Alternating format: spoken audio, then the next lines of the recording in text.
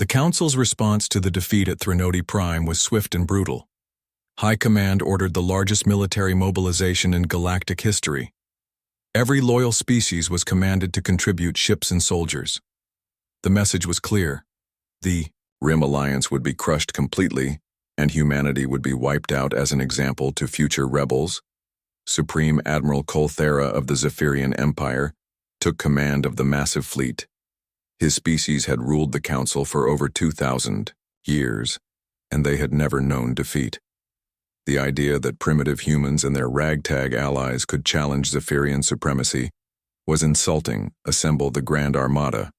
Supreme Admiral Colthera commanded from his flagship Eternal Dominion. We will show these upstart humans what happens when children try to play war with their elders. The fleet that gathered at the staging point near Vega was the most powerful force ever assembled in galactic history. 3,000 heavy battleships from 12 different species, 10,000 support vessels carrying enough firepower to destroy entire star systems. The combined military might of civilizations that had conquered the galaxy. The target was Kepler 442, the heart of the Rim Alliance, where humans and their allies had built their strongest defenses. The Council expected the battle to last hours at most. No force in galactic history had ever stood against such overwhelming power. Admiral Kim Woo-jin received the intelligence reports in his command center on the human space station orbiting Kepler 442b. The numbers were staggering. The Council fleet outnumbered his forces by 10 to 1. Their firepower advantage was even greater. "We knew this day would come," Admiral Kim Woo-jin said to his staff officers. "The Council cannot allow us to exist because we represent everything they fear. Change, progress, equality. They would rather destroy the galaxy than see it become free." But the human admiral was not afraid. His fleet was smaller. But it was also completely different from anything the Council had ever faced. The Rim Alliance had spent 5 years preparing for this moment. Dr. Bae Yoonji worked frantically in the Cyber Warfare Center. Her team had developed computer viruses that could infect any Council system. The plan was dangerous, but it was their only hope against such massive numbers. Remember, the virus needs 90 seconds to fully penetrate their networks, Dr. Bae Yoonji told her technicians. "Once it starts, spreading their own ships will become our weapons. We just need to survive long enough for it to work." The Battle of Kepler 442 began at dawn on the human colony below. The Council fleet dropped out of hyperspace in perfect formation, expecting to see their enemies flee in terror. Instead, they found the Rim Alliance forces waiting for them in a defensive sphere around the planet. Supreme Admiral Colthera looked at the enemy formation and laughed. "They have maybe 300 ships against our 3,000. This will be easier than I thought. Signal all ships to advance and destroy the rebels." The first phase of the battle was exactly what the Council expected. Their massive ships opened fire with devastating weapons that could punch through any known shield. The space around Kepler 442 lit up with energy beams and explosions. But something strange happened. The human ships did not stand still and fight like normal warships. Instead, they moved, constantly dancing between the massive Council vessels like small fish swimming around sleeping whales. Admiral Kim Woo-jin watched his tactical display as the battle unfolded according to plan. Phase 1 was survival. His ships were not trying to win, they were just trying to stay alive, long enough for Dr. Bae Yoonji's cyber weapons to work. The Council commanders grew frustrated as their massive guns could not target the fast-moving human ships. The Rim Alliance vessels appeared and disappeared using quantum displacement drives. They struck from impossible angles, then vanished before return fire could reach them. 90 seconds, Dr. Bae Yoonji announced over the communication system. "Virus deployment successful. All Council networks are now compromised." The change was immediate. Supreme Admiral Colthera watched in horror as his fleet began firing on itself. Ships that had been loyal allies for centuries suddenly turned their weapons on their neighbors. The virus had taken control of their targeting systems, but the real shock came when the Council ships began broadcasting human messages. "We are the Rim Alliance," the hijacked ships announced. "Your fleet is now under our control. Surrender immediately or face the consequences."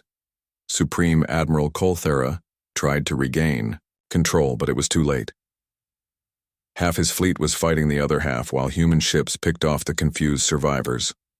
The most powerful military force in galactic history was destroying itself. The battle lasted 18 hours, but the outcome was decided in the first 90 seconds. The Council's overwhelming numerical advantage became a weakness when their own ships turned against them. By the end, less than a quarter of the Grand Armada remained functional, but Admiral Kim Woo-jin surprised everyone with what happened next. Instead of destroying the defeated Council ships, he broadcast a message to their crews. "This is Admiral Kim Woo-jin of the Rim Alliance Defense Force," he announced. "Your government sent you here to die for their pride and power. But we offer you a different choice. Join us as equals and help build a better galaxy." The response was immediate. Thousands of alien soldiers and officers abandoned their posts and requested asylum. Many had grown tired of the Council's endless wars and oppressive rules. The promise of true equality was more appealing than loyalty to a failing system. Among those who switched sides was Captain Yel Nara of the Velkari Navy. She had served with human officers before the evacuation and remembered their honor and courage. "I have seen how humans treat their allies," she announced to her crew. "They do not demand submission. They offer partnership. The Council lies when they call humans primitive or violent." The defections spread like wildfire throughout the defeated fleet. Entire ships changed sides, bringing their weapons and knowledge to the Rim Alliance. The humans had not just won a military victory, they had won hearts and minds. But the Council was not finished. Supreme Admiral Kolthara managed to escape with the surviving loyal ships and immediately began planning a desperate final assault. The target would be Earth itself, the human homeworld. If we destroy their home planet, the Council leadership decided in emergency session, the rebellion will collapse. Other species will see that defying us leads only to extinction. The assault on the Sol system was the Council's last desperate gamble. They gathered every remaining loyal ship and threw them at humanity's birth. The attack force was still massive despite their losses at Kepler 442, but Earth was ready. The entire solar system had been transformed into a fortress over the past 5 years. Every asteroid had defensive weapons. Every moon carried shield generators. The space around Earth bristled with installations that could destroy entire fleets. More importantly, the attack force found themselves facing not just human defenders, but ships from every member of the Rim Alliance Threnody vessels. Fought alongside human cruisers, Kalith fighters provided electronic support species that had been enemies for millennia, now fought as brothers against the Council. The Battle of Sol lasted 3 days and became the largest space battle in galactic history. The combined fleets filled the solar system with ships and weapons fire that could be seen from Earth's surface. On the second day, Lieutenant Nam Hyun-woo led a daring assault on the Council flagship. His small fighter squadron used quantum displacement to appear inside the enemy formation. They disabled the Eternal Dominion's main weapons, just as Supreme Admiral Kolthara was preparing to bombard Earth. The battle ended when the Council leadership aboard the flagship formally surrendered. Admiral Kim Woo-jin accepted their surrender aboard his own ship, the Defiance, with representatives from every Rim Alliance species present. "The age of the Galactic Council is over," Admiral Kim Woo-jin announced to the defeated Council leaders. "You ruled through fear and oppression for too long.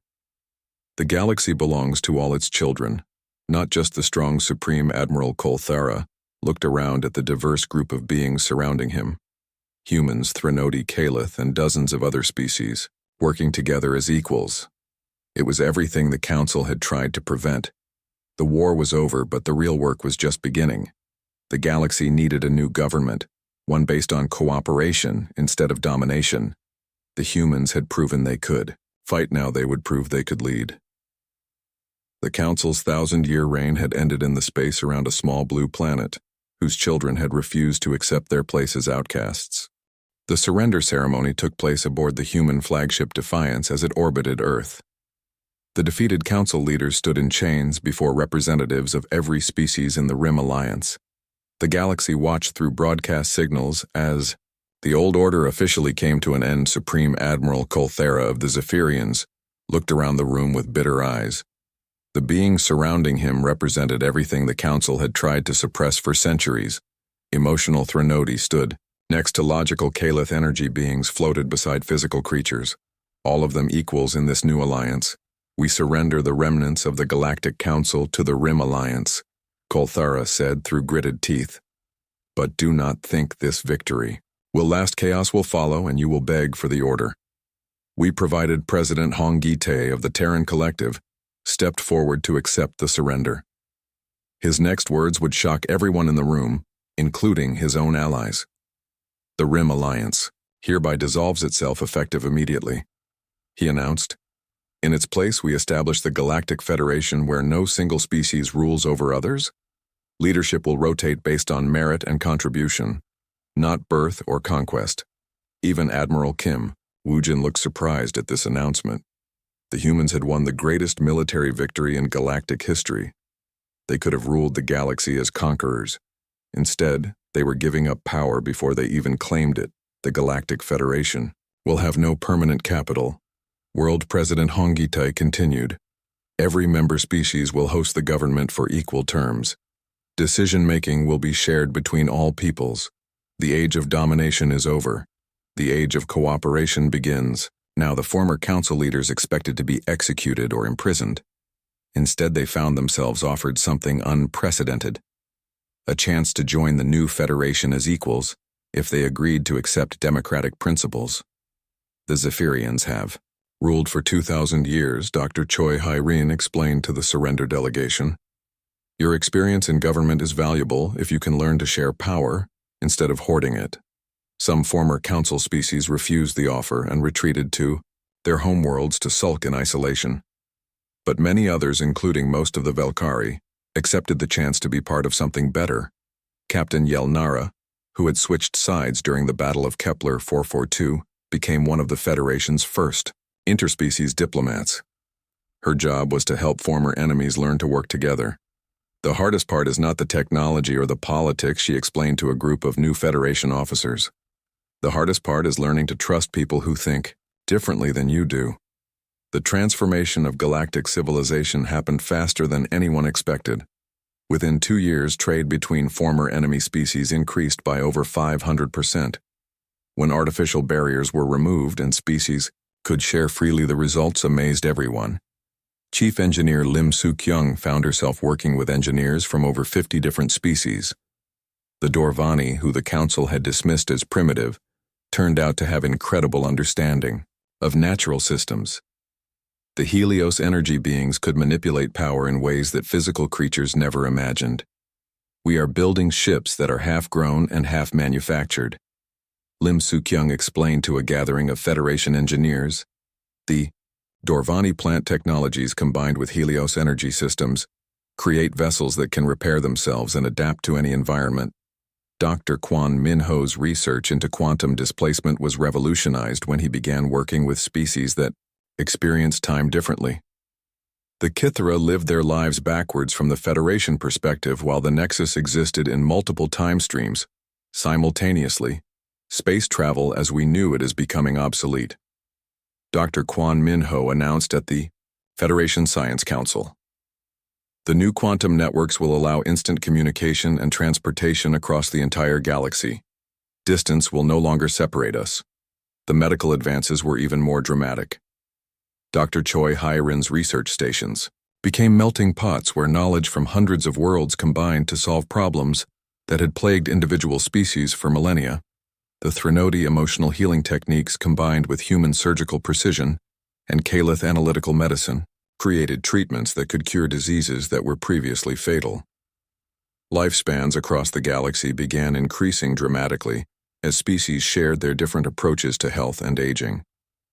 But the most important change was in how conflicts were resolved. The Council had maintained peace through fear and overwhelming force. The Federation created stability through understanding and mutual benefit. Ambassador Park So-Min developed new diplomatic protocols that took into account the different ways species communicated. The Veltar spoke through color changes. The morphic beings communicated by changing their physical shapes. The hive minds shared thoughts directly. Every species has their own way of expressing ideas, Park So-Min explained to the first class of Federation diplomats. Our job is not to make everyone the same, but to help everyone understand each other. The first major test of the new system came when the Andromedans made contact. The massive galaxy-spanning civilization had been watching the Milky Way for centuries, waiting to see if the local species could evolve beyond primitive warfare. The Andromedans had expected to find either a single dominant species ruling through conquest, or a collection of warring civilizations, destroying each other. Instead, they discovered something they had never seen before, a true multi-species democracy that actually worked. Your Federation is unique in our experience, the Andromedan ambassador told President Hong Gi-tai during first contact. Most galaxies eventually produce a single ruling species or destroy themselves in eternal war. You have created a third option. The Andromedans offered to share technologies that could transform entire star systems, but they had one condition. The Federation had to prove that their cooperative model could survive for at least 50 years without breaking down into war or dictatorship. We accept the challenge. President Hong Gi-tai replied, "The Federation is not just a government. It is a new way of thinking about what civilized beings can accomplish together." Years passed, and the Federation not only survived, but thrived. Former Council worlds that had been stagnant for centuries began experiencing rapid advancement as their citizens gained access to new ideas and technologies. The Zephyrians who had ruled the Council discovered that sharing power actually made them more influential than they had ever been. Their ancient wisdom combined with fresh perspectives from younger species created solutions to problems they had struggled with for millennia. Admiral Kim Woo-jin retired from military service and became the Federation's first Minister of Exploration. His ships now carried teams of scientists from dozens of species to investigate mysteries at the edge of known space. "We are no longer exploring space to claim territory," he explained to new recruits. "We explore to learn and to find new friends among the stars. Every world we discover makes the Federation stronger." Lieutenant Nam Hyun-woo, who had been captured during the original evacuation, became a symbol of how much had changed. His former Velkari captors were now his closest friends, and together, they commanded mixed-species crews that would have been impossible under the old system. The galaxy that had once rejected humanity for being too different now celebrated diversity as its greatest strength. Species that had fought for thousands of years found common ground. Species that had never been allowed to participate in galactic affairs became leading voices in Federation councils. As Admiral Kim Woo-jin looked out at the stars from his exploration ship, he reflected on the incredible journey that had brought them to this point. The Council had tried to eliminate the human threat by casting them out. Instead, they had created something far more powerful than any empire. The humans had not conquered the galaxy. They had shown it how to conquer itself by replacing fear with hope, dominance with cooperation, and isolation with unity. The age of the Galactic Federation had begun, and it would endure for thousands of years to come. 5 years had passed since the humans were thrown out of Council space. The galaxy had almost forgotten about them. Most aliens believed that humanity was still struggling to rebuild their civilization on their small worlds near Earth. They were completely wrong. Council Admiral Vestalin of the Velkari fleet was patrolling the border between Council space and the human quarantine zone. His job was boring. Most days he saw nothing but empty space and distant stars. The humans had been quiet for years, and everyone assumed they would stay that way. On this particular morning, his sensors detected something unusual. A single small ship was moving slowly through the Proxima Centauri system. It was tiny, barely larger than a fighter craft, and it seemed to be collecting scientific data. "Captain, what is that ship doing there?" Admiral Vestalin asked his communications officer. "It appears to be scanning the asteroid, sir." The officer replied, "It matches human ship design, but it is very small and appears to be alone." Admiral Vestalin felt annoyed. The humans were supposed to stay in their own space. This little ship was technically still inside the quarantine zone, but it was close to the border. He decided to investigate. "Open a channel to that ship," he ordered. The response came immediately. "This is research vessel. Curiosity of the Terran Collective. We are conducting mineral surveys in our assigned territory. We mean no harm." Admiral Vestalin studied the readings. The ship was indeed small and showed no weapons. It had only basic shields and seemed to be exactly what it claimed to be, a harmless research vessel. "You are close to restricted space," he transmitted. "Return to your inner systems immediately." "Understood, Admiral." "We are completing our scans now and will depart shortly." The human ship finished its work and began moving away from the border. Admiral Vestalan watched it leave, feeling satisfied that he had done his duty. The humans were still obedient and fearful, just as they should be. He had no idea that he had just made the biggest mistake of his military career. 20 minutes later, reality struck Admiral Vestalan like a hammer. The space around his patrol fleet suddenly filled with ships. Hundreds of them, appearing from nowhere in perfect formation, surrounding his vessels in a complete sphere. The ships were unlike anything the Council had ever seen. They were sleek and fast-looking, more like living creatures than machines.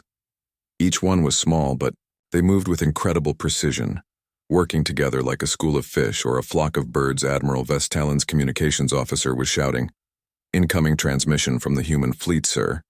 The message was simple and terrifying. "This is Admiral Kim Woo-jin of the Terran Collective Third Fleet. The Galactic Council no longer has authority over human space. We suggest you withdraw immediately." Admiral Vestalan tried to respond, but his weapon systems were already offline. Something was wrong with his computers. The human ships had done something to disable his fleet without firing a single shot. "Admiral." Kim Woo-jin's voice came through the communication again. "We bear no ill will toward individual council members. However, your government chose to treat us as enemies. Now you will learn what human enemies can accomplish." The human ships vanished as quickly as they had appeared. Admiral Vestalan's fleet was left drifting in space with damaged systems and a message that would shake the foundations of galactic civilization. The news spread through council space like wildfire. The humans were back, and they were completely different from the species that had been evacuated 5 years ago. They had technology that seemed impossible. They had ships that could appear and disappear at will. They had weapons that could disable entire fleets without destruction. But the real shock came from the rim worlds far from the Council's core systems. Species that had been ignored or mistreated for centuries suddenly announced their independence. The Threnodi declared their home system free from Council control. The Kalith withdrew from all Council treaties. The Nexari stopped paying their tribute taxes. Each announcement was the same. "We are joining the Rim Alliance under the protection of the Terran Collective. The age of Council dominance is ending." Council intelligence worked frantically to understand what was happening. Their reports painted a picture that terrified. The Council leadership human advisors were working with dozens of species, sharing technology and knowledge freely. The Rim worlds were advancing at incredible speed, gaining capabilities that had taken the Council centuries to develop. Dr. Choi Hye-rin stood in the medical research station above Kepler 442b, watching as Threnodi scientists worked alongside human researchers. The progress they were making together was amazing. The Threnodi's emotional intelligence, combined with human creativity, was producing medical breakthroughs that neither species could have achieved alone. "The Council always said that emotions made us weak," Dr. Yara of the Threnodi said, as she examined the latest research data. "But working with humans has shown us that emotions can be a source of strength. They help us understand what patients really need." Chief Engineer Lim Soo-kyung was having similar experiences working with Kalith engineers. The insect-like aliens had minds that could process information at incredible speeds, but they had been held back by Council restrictions on research. "Your people never let us explore dangerous ideas," Engineer Ziktar of the Kalith explained as they worked on a new ship design. The Council wanted safety and predictability, but the most important discoveries come from taking risks. The new ships they were building together combined Kalith computational power with human innovation and alien materials. Science. The result was spacecraft that could think and adapt faster than any pilot could follow. Meanwhile, Ambassador Park So-min was meeting with representatives from species that had never been allowed to join the Council. The Dorvani were considered too primitive because they still lived in tribes. The Helios were rejected because they were energy beings instead of physical creatures. The Council judges everyone by their own standards. Park So-min explained to the assembled delegates. But we believe that every species has something valuable to offer. The Dorvani understand cooperation in ways that could teach us all. The Helios see energy patterns that no physical being can detect. One by one, the rejected species joined the Rim Alliance. Each brought their own unique abilities and perspectives. The alliance was becoming something the galaxy had never seen before, a true partnership between different forms of life. The Council's response was predictable. They declared the Rim Alliance a terrorist organization and demanded that all member species return to Council control. When that failed, they began preparing for military action. Admiral Vestalen found himself in command of a task force sent to reclaim the Threnody system. His orders were clear. Use whatever force necessary to restore Council. Authorities show the galaxy that rebellion will not be tolerated. But when his fleet arrived at Threnody Prime, they found something unexpected. The system was defended by a mix of species working together. Human ships flew alongside Threnody vessels. Kalith fighters provided electronic warfare support. Energy beings from a dozen different species coordinated the defense. The battle was unlike anything in galactic history. The Rim Alliance forces moved with perfect coordination, adapting to every Council tactic before it could be effective. Human quantum displacement technology allowed ships to appear behind enemy lines. Kalith computer viruses turned Council weapons against their own ships.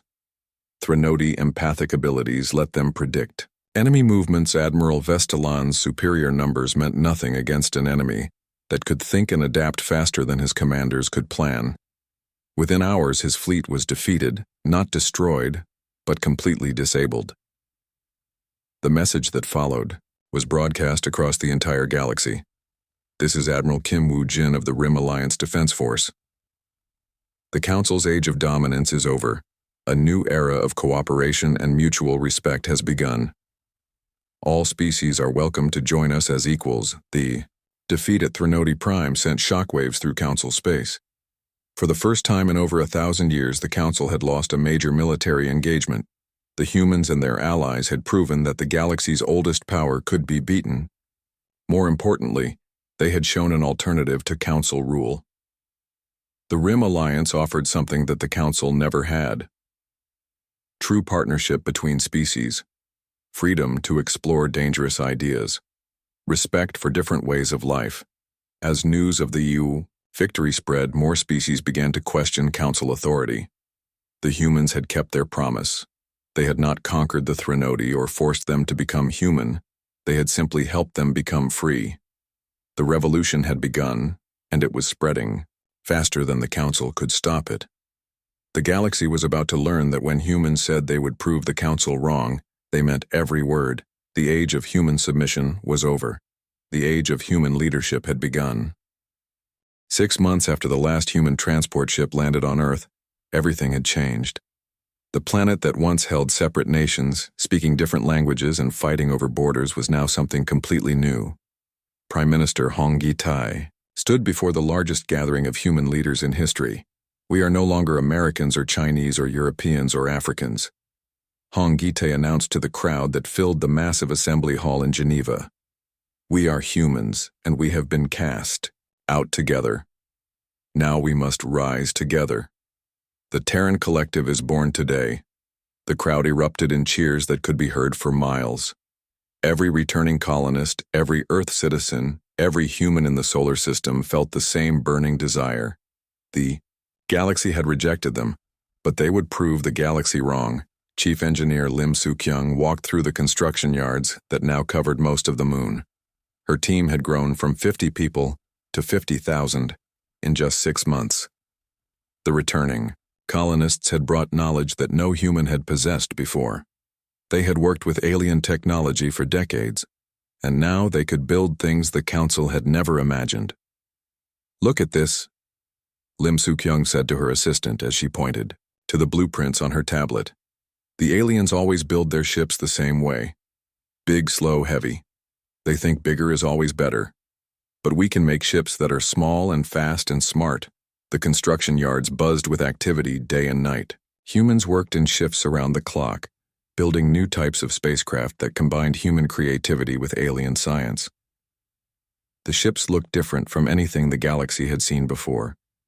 They were sleek and sharp like hunting birds ready to strike. Dr. Kwon Min-ho had been the Council's top expert on hyperspace travel for 15 years. Now he worked in a secret laboratory deep under the surface of Mars. His team included the best physicists from every human colony, and they were solving problems that had puzzled alien scientists for centuries. The Council controls all the main hyperspace routes, Dr. Kwon Min-ho explained to his research team. They think they can trap us in our little corner of space. But hyperspace is not a road, it is an ocean, and we are going to learn how to swim in ways they never dreamed of. His breakthrough came at 3 a.m. on a Tuesday. Dr. Kwon Min-ho was reviewing quantum equations when he realized something amazing. The aliens used hyperspace, like a highway following the same paths over and over. But space was full of shortcuts and hidden routes that no one had ever explored. We do not need their highways. Dr. Kwon Min-ho told his team the next morning, we will make our own roads through, space roads that only we know about. The Council will never see us coming. Meanwhile on Mars, General Shin Yong-ho was training a new kind of military force. The old human armies had been designed to work alongside alien allies. Now they needed to prepare for the possibility of fighting against those same aliens. The Council species have not fought a real war in over 1,000 years. General Shin Yong-ho told his officers, they have become soft and predictable. They rely on their big ships and their old tactics. But we humans, we adapt, we improvise, we find new ways to win. The training was unlike anything the galaxy had seen. Human soldiers learned to fight in zero-gravity and asteroid fields in the depths of space. They practiced with weapons that could disable alien ships without destroying them. They studied every battle record, every tactical manual, every piece of intelligence they had gathered during their years in the Council. But the most important work was happening in Secret Ambassador Park So-min had not given up on diplomacy, but now she was practicing a different kind. She was making contact with species that the Council had mistreated or ignored. The message came through encrypted channels from the Threnody, homeworld. We received your communication, the alien diplomat said. The Council treats us like children because we show our emotions. They say we are not civilized enough to have full membership, Park. So-min smiled as she read the response. The Council had made more enemies than they realized. The Threnody were highly intelligent, but they expressed feelings openly, something the Council considered primitive. The Kalith were brilliant scientists, but they asked too many questions about Council policies. We are not the only ones who have been pushed aside, Park So-min reported to the Terran collective leadership. There are dozens of species who resent the Council's treatment. They are ready to listen to alternatives. The first secret meeting took place on a small asteroid at the edge of Council space. Representatives from 12 different species gathered to hear what the humans had to say. Dr. Choi Hee-rin led the human delegation, bringing medical supplies and research data as gift. Offer partnership, not dominance, Dr. Choi Hee-rin told the assembled aliens. We share our knowledge freely, and we ask only that you share yours. The Council hoards technology and maintains power through fear. We believe in cooperation and mutual benefit. The aliens were suspicious at first. They had heard that humans were violent and unpredictable. But as the meeting continued, they began to see something different. The humans listened to their problems. They offered solutions. They treated every species as equals. The Threnody representative spoke first. Your people were cast out, just as we have been ignored, she said. Perhaps together we can find a different path. One by one, the other species agreed to further discussions. The humans had found their first allies among the galaxy's outcasts and forgotten peoples.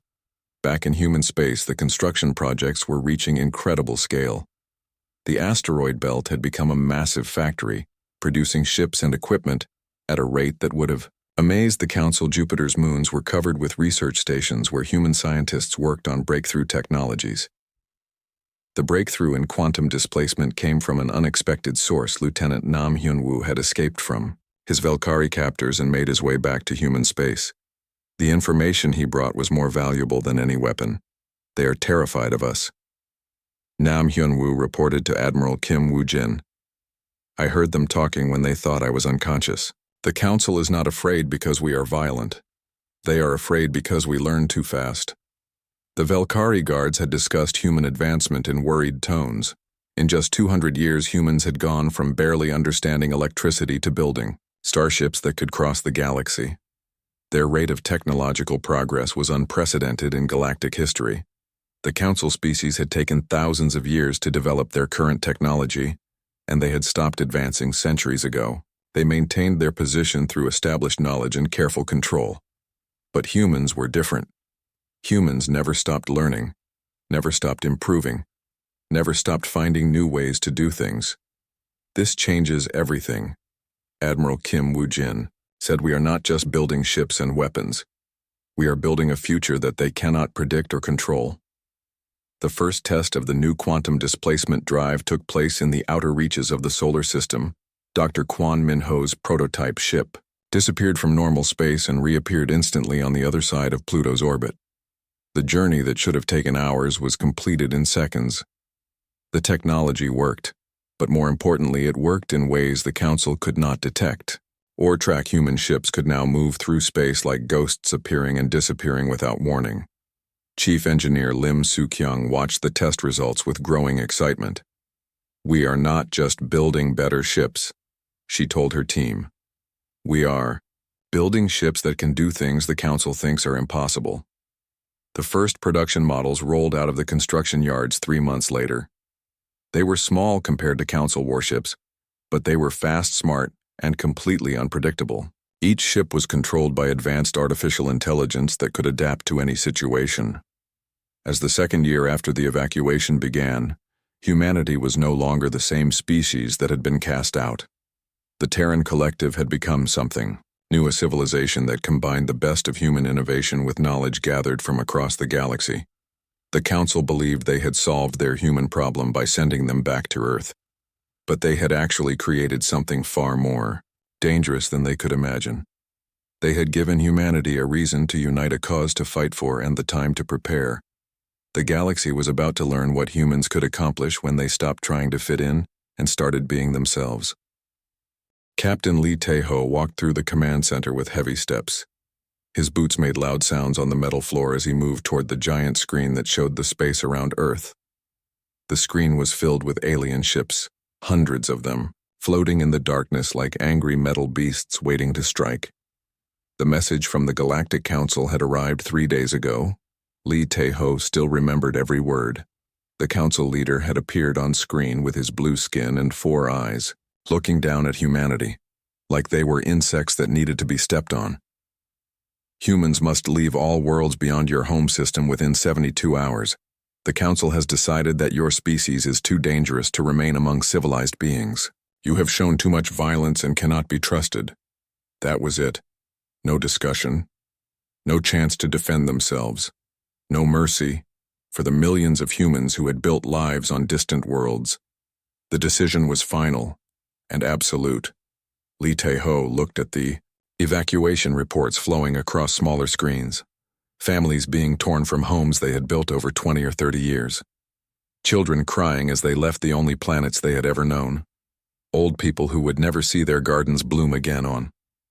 New Soul humans had built beautiful cities with parks and schools and hospitals.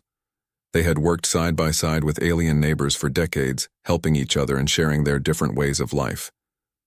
Now all of that was ending because the Council was afraid.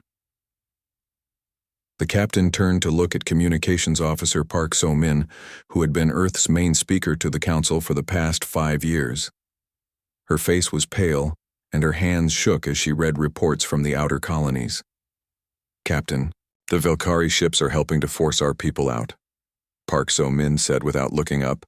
Her voice was quiet and full of pain. "The same Velkari who called us brothers just last month are now pushing our transports away from the stations." Lee Tae-ho felt something break inside his chest. The Velkari had been humanity's closest friends in space. They had fought together against pirates. They had shared technology and knowledge. They had even invited human children to learn in Velkari schools, and when the Council vote came, the Velkari had raised their hands against humanity just like all the others. Fear was stronger than friendship, it seemed. Dr. Choi Hye-rin entered the command center, carrying a data pad filled with evacuation numbers. She had spent 15 years studying alien biology and had saved thousands of alien lives with her medical research. Now those same species were forcing her people to leave their homes. "Doctor, how many people are we moving?" Lee Tae-ho asked, though he was not sure he wanted to know the answer. 47 million from the outer colonies, Dr. Choi Hee-rin replied. 12 million from the middle systems. Another 8 million from the mining stations. We are bringing them all back to Earth and Mars, and the inner colonies. The numbers were huge. Earth had not seen this many people return since the early days of space travel. The planet would be crowded, and resources would be tight, but they would manage. They had to manage. Admiral Kim Woo-jin joined them at the main screen. His uniform was perfect as always, but his face showed the anger and sadness that all humans felt. His military career had been built on cooperation with alien forces.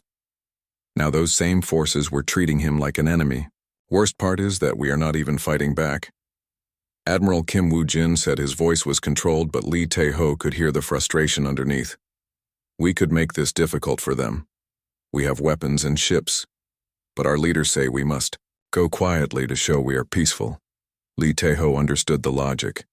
If humans fought back, it would prove the council was right about them being too violent, but leaving without resistance felt like giving up. It felt like admitting they really were the bad guys on the screen. They could see the transport ships leaving Kepler Station. The huge vessels were packed with people and whatever belongings they could carry in a few hours. Everything else had to be left behind. Businesses that took decades to build homes filled with memories. Research that could have helped the entire galaxy. The alien ships followed the transports like guards, making sure the humans really left. Some of the alien captains had been friends with human captains just days before. Now they would not even answer. Radio calls engineer Commander Yoon Jae-sung appeared on the communication screen from one of the transport fleets.